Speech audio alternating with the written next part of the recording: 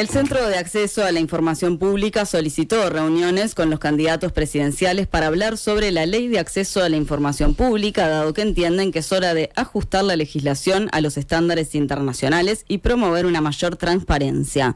Para ahondar en este pedido que se le hará a los presidenciables, recibimos en Nada que Perder al presidente de CAINFO, Fabián Werner. Fabián, buenos días y gracias por atendernos una vez más. Hola, buen día, ¿cómo están? Todo bien por aquí. Fabián, ¿cuáles son las principales preocupaciones que se le van a transmitir a los candidatos? Bueno, hay varias cuestiones que nosotros venimos planteando desde hace tiempo en materia de acceso a la información pública y de transparencia en general, y tienen que ver con la armonización de la legislación nacional a algunos estándares internacionales que se han ido aprobando en los últimos años y que Uruguay ha ido quedando rezagado. Si bien en el 2008, cuando Uruguay aprobó la ley, fue uno de los pioneros en la región en tener una ley de acceso, otros países han ido avanzando, han ido aprobando legislación más moderna y Uruguay se ha estancado en ese sentido. Y de hecho lo que ha ocurrido, más que estancarse, ha ido para atrás. O sea, Uruguay ha aprobado algunas modificaciones regresivas en materia de acceso. Lo que nosotros estamos planteando, te lo resumiría en 4 puntos centrales, más allá de que hay otras cuestiones que también nos preocupan, pero los 4 puntos principales son la ampliación del alcance de la ley, lo cual implica incluir otros organismos que actualmente no están siendo incluidos, como algunas empresas de propiedad estatal, sociedades anónimas que funcionan en el marco del derecho público. El fortalecimiento de la unidad de acceso a la información pública, este es un aspecto que nos parece central. No hay un sistema de acceso a la información pública que funcione de manera eficiente si no hay un órgano garante que tenga independencia, que tenga potestades sancionatorias y que pueda ejercer un controlor efectivo del cumplimiento de la ley. Después la revisión de algunos artículos puntuales de la ley que tienen que ver con la clasificación de la información reservada, secreta y confidencial. Ahí también hay aspectos que nos parecen que hay que corregir. Y después el cuarto, que es el de la transparencia activa. Nosotros venimos hace años publicando un informe de transparencia activa en línea y los resultados son cada vez peores. Entonces ahí hay un aspecto también que nos interesa plantearle a los candidatos presidenciales. Y desde su promulgación en 2008, Fabián, ¿qué logros destacados han observado en términos de transparencia? Y en realidad Uruguay, si bien se ubica a nivel regional entre los países con mayor transparencia, yo te diría que formal, es decir, con una ley que garantiza ese derecho, con un órgano garante que tiene estas dificultades que yo mencionaba recién, con un proceso que garantiza la posibilidad de acceder a la justicia en caso de que no se cumpla con la respuesta a los pedidos. Todo eso le da un marco de transparencia al país. El problema es que en el último tiempo eso se ha ido debilitando, cada vez aparecen más organismos que no contestan pedidos o que interponen yo te diría que a esta altura son excusas para no responder a los pedidos. Si bien ¿Qué organismos, por ejemplo, Fabián? Bueno, nos hemos encontrado con el Ministerio del Interior, que establece dificultades bastante serias para acceder a información pública. Nos hemos encontrado con casos en los que el Ministerio de Salud Pública también presenta dificultades para acceder a esa información. Después hay algunos entes y servicios descentralizados que también ponen las excepciones para tratar de no responder a los pedidos. Y bueno, y eso en algunos casos ha determinado que se recurra al Poder Judicial a través de las acciones de acceso a la información. Fabián, decías que por un lado pasa esto de que hay pedidos que no se responden, o bueno, entiendo que se responden a medias, pero por otro lado decías está esto de la transparencia activa, y en eso, bueno, que entiendo de eso que también tenía que ver con lo del gobierno electrónico y demás, se quitó información que ya estaba en la web, se dejaron de publicar datos. Sí, ahí lo que pasó fue que en el año 2019 se empezó con un proceso de centralización de las páginas web de los organismos de la administración central en el dominio UBUI. Se empezaron a trasladar las páginas a ese dominio, y en ese traslado, en esa migración que continuó en los años subsiguientes, 2020, 2021, se perdió muchísima información. Y además de que se perdió muchísima información en la migración, en la transición de gobierno, es decir, en el cambio de un gobierno a otro, el nuevo gobierno también omitió subir información que antes ya estaba subida. Entonces, la suma de las dos cosas, el cambio la centralización de las web de la administración central y por otro lado, el cambio de gobierno hizo que se perdiera un montón de información. Nosotros ya planteamos esto a las anteriores autoridades de la UAI y a las actuales y las dos gestiones estuvieron de acuerdo que ahí había un tema que solucionar. Y bueno, ese es otro de los aspectos naturalmente que nosotros estamos poniendo de relieve porque nos parece que es un aspecto central en el tema de la transparencia. Pero entiendo que a eso se le suma que quizás datos que se han ido generando a lo largo del gobierno se dejaron de publicar. Sí, hay mucha información que está absolutamente desactualizada. Tenemos información incluso de memorias o balances o otro tipo de información que el decreto que reglamentó la ley establece como obligatorios que son del gobierno anterior, por ejemplo, o algunos que son pre-pandemia. Y eso obviamente es información que debería estar absolutamente actualizada, que debería ser del año anterior como mínimo, y que es evidente que ni hablar del trabajo periodístico, pero tampoco para la ciudadanía es información útil porque está completamente desactualizada y no tiene ningún sentido que sea la última información que la población dispone para informarse sobre la aplicación de políticas públicas, sobre la gestión de gobierno en general. Y en general, ¿qué balance hacen de estos 4 años de gobierno en materia de transparencia? Bueno, en los últimos 4 años nuestra principal preocupación ha sido la regresión que yo les comentaba en un principio, ¿no? A través de mecanismos que no tienen que ver con una discusión seria y participativa de la ley en sí misma en el Parlamento.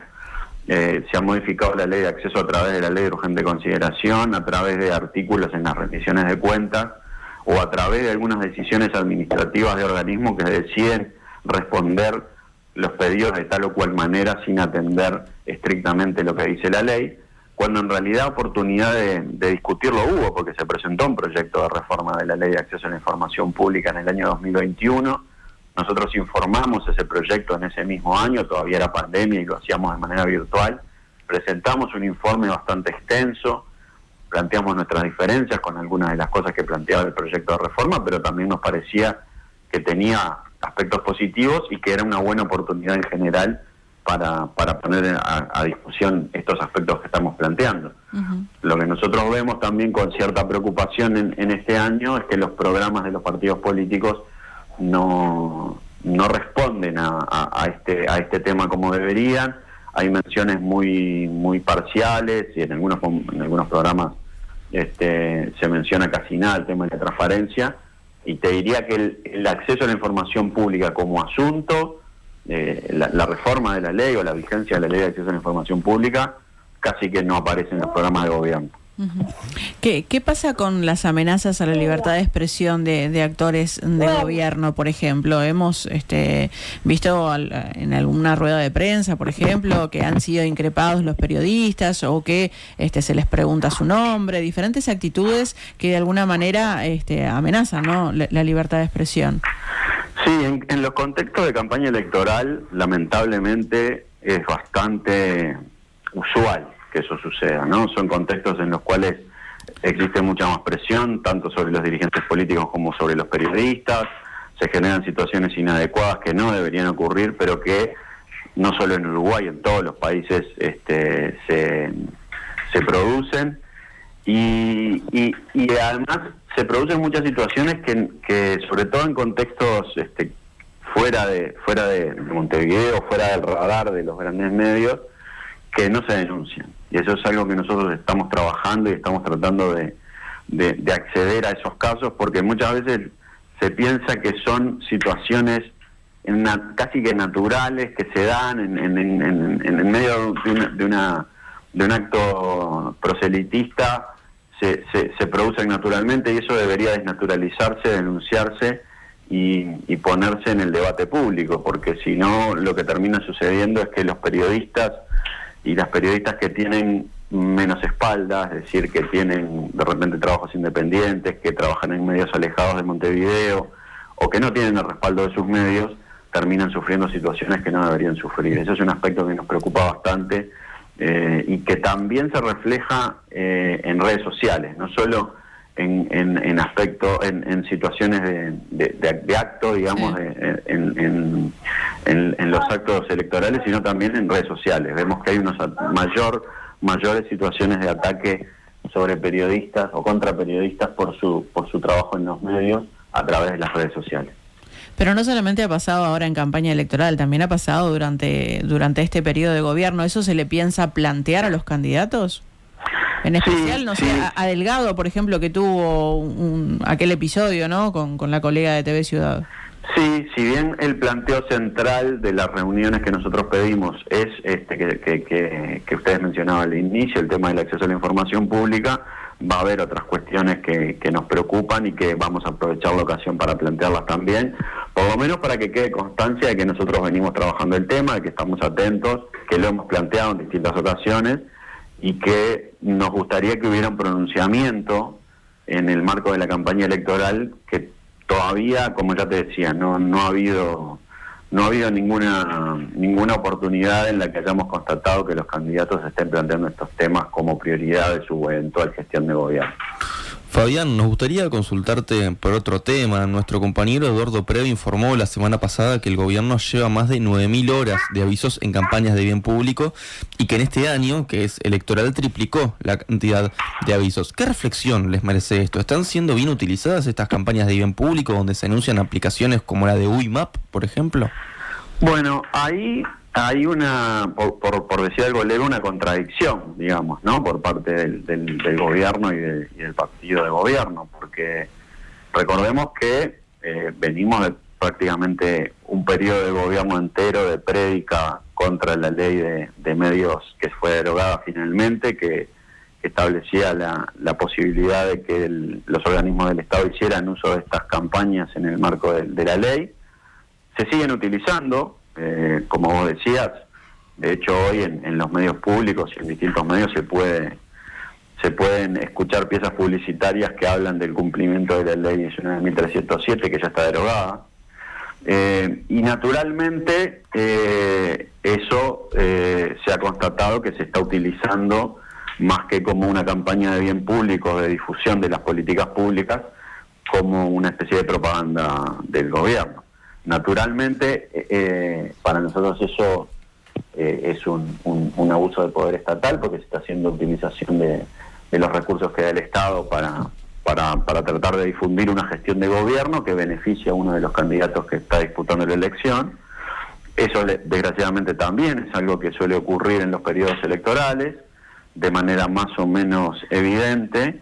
Y bueno, naturalmente eso es algo que no debería estar pasando, ¿no? Pero bueno, por suerte tenemos un contexto en el cual existe un periodismo que puede ejercer su trabajo y denunciarlo abiertamente.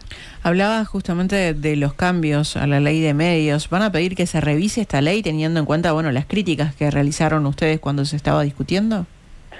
Bueno, nosotros vamos a preguntar cuál es la posición que tienen, por más que en algunos casos ya lo sabemos bastante bien, y queremos saber qué es lo que va a pasar con la aplicación de esa ley, ¿no?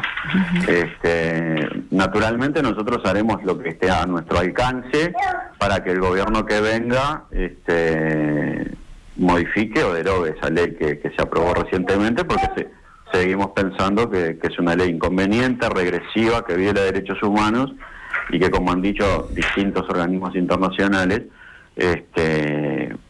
no responde a la tradición de respeto a la libertad de expresión que ha defendido Uruguay históricamente. Fabián Berner, presidente del Centro de Acceso a la Información Pública, muchas gracias por estar hoy en Nada que Perder. Por favor, muchas gracias a ustedes. Gracias, Fabián. En Nada que Perder hacemos todo por informar.